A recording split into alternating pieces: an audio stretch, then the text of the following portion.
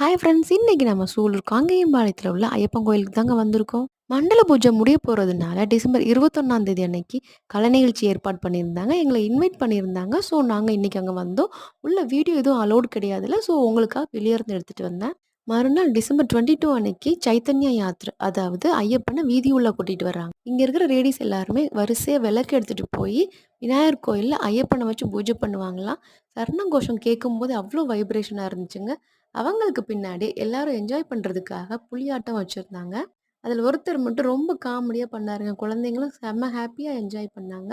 இவங்களுக்கு பின்னாடி butterfly dance, அப்புறம் ஹார்ஸ் டான்ஸ் அரேஞ்ச் பண்ணியிருந்தாங்க. ட்ரெஸ் எல்லாம் பார்க்கவே அவ்ளோ கலர்ஃபுல்லா இருந்துச்சு. இதோட ஃபுல் வீடியோ அப்லோட் பண்ணியிருக்கேன். நீங்க போய் பாருங்க.